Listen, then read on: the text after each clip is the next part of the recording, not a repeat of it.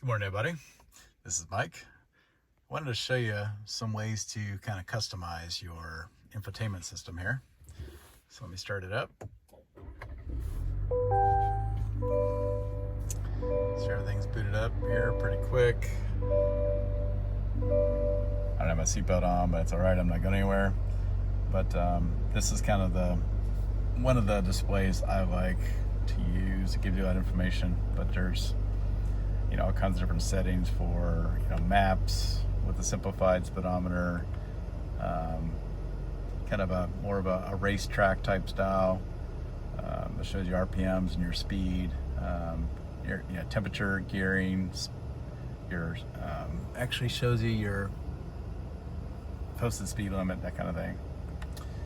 And then this is more for off-roading, right? Pitch, roll, speed, if it's your transfer case, auto, 2 high, 4 high, whatever mode you're in there.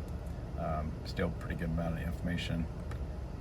And then very simplified version, more of like another kind of speed racetrack type style. Tell you your trip speed or your trip miles per gallon, your total trip distance. Once again, you get your speed limit and then RPMs and speedo. But this is the one I prefer, but that's up to you guys. But I wanted to show you something pretty cool here, is that, so I like to use Apple CarPlay a lot. So, I always go into kind of infotainment and I select Apple CarPlay. I'm not going to select it here now because it's going to override my phone and my video. But I don't like having to dig deep into the infotainment to find things, especially one of my earlier pet peeves was when I'm pulling into my house, I pull in forward and I want to park my truck all the way to the right because I don't want to block the car that's in the garage. So I park my truck over here to the right. But I want it to be right on the edge of the concrete, not in the grass, but right on the edge of concrete. So I really wanted to turn my camera on right when I'm pulling in.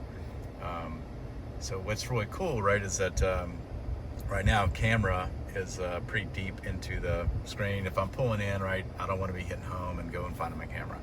But I did find out through another person's video that you can actually, over here, all these are kind of parked apps. Kind of like your iPhone at the bottom, you can park a couple of your most used apps at the bottom. It's exactly the same format here on this Google-based, it's Google-based infotainment software.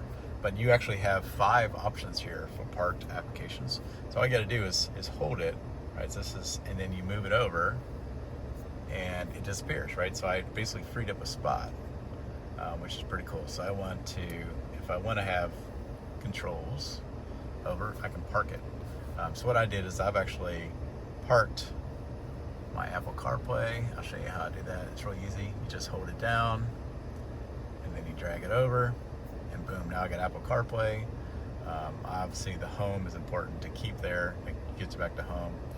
But home, Apple CarPlay, and like I said, cameras for me was very important. So I went in and added cameras. So I'll show you again. You just hold it, drag it over here. Now it's gone, it leaves up a spot. Cameras are extremely important. So I want to grab camera, and I want that to be on my home screen. So you actually have 5 options here to customize. Gives you some pretty good flexibility. So you still have your lights at the top, which is great. But now I have, pretty much my favorite parked applications over here to the left. So that'll be a good tip for you guys to look at. Appreciate any feedback or comments. See you guys later. Thank you.